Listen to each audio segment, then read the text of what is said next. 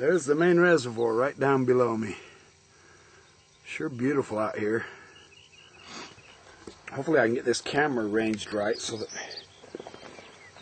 I'm getting the hang of this eventually. Oh, the sun's coming up, just peeking up. Okay, I've got about 6 minutes left on this tape before it runs out, so I'm going to have to hustle through this part. This DNA in the Book of Mormon issue. From Israel's earliest history, I'm on page 10 of Stephen's and Meldrum's book, Who Are the Children of Lehi?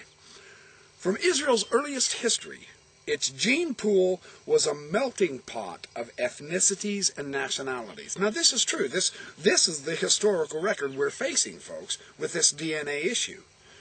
What is a true Hebrew gene? How are we ever going to find Hebrew DNA? There aren't pure Hebrews in today's Jewish people. And the example he uses is interesting. Joseph, the favored son of Jacob, he became second only to Pharaoh. He took an Egyptian wife. Were you aware of that? Joseph married Asenath, the high priest of Heliopolis. Very interesting here. Therefore, all of his children, including the favored lineages of Ephraim and Manasseh, and their descendants are of mixed blood. It also seems very likely that considerable mixing with the Egyptian gene pool occurred during the several centuries the Israelites were enslaved in Egypt. Interestingly, this enslavement, so important in the Hebrew lineage record, the Old Testament, can barely be established from Egyptian records and has been denied as a historical occurrence by some scholars. So, this idea of finding Lamanite DNA, and Lamanite DNA should be related to Hebrew DNA. Well, who were the Jews in 600 BC when Nephi and Laman and Lemuel and Lehi took off before the Babylonian destruction?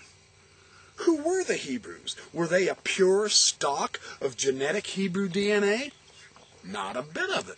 The history does not let us simplify things like that. Unfortunately, these are some of the issues we have to face with this Lamanite DNA issue. What is Lamanite DNA? We're not trying to be facetious. We're not trying to be difficult. We're trying to come to an understanding of what Lamanite DNA is. How do you establish what Hebrew DNA is? The Jews of today in modern Israel, they came from Hungary, Poland, Czechoslovakia, the European Jews and now the American Jews and all. They're not a pure Hebrew DNA either. The Holocaust, 6 million Jews died in the Holocaust. That reduces the gene pool. So those Jews today that we test in Israel, are we going to seriously believe that that is the pure Hebrew DNA with which to base a comparison of the Native Americans today in hopes of finding Lamanite DNA?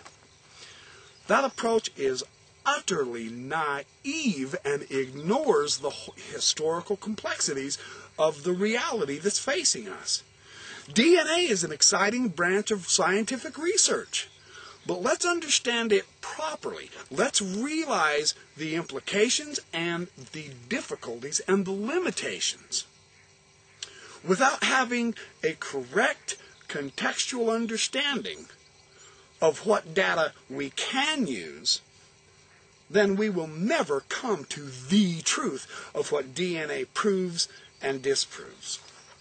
This the critics have not done. At least they haven't intimated that they've done it. They aren't giving us this background to the history, the genetics, the mixing of blood in the Old Testament worlds, as well as in the New World environs also. There's none of that.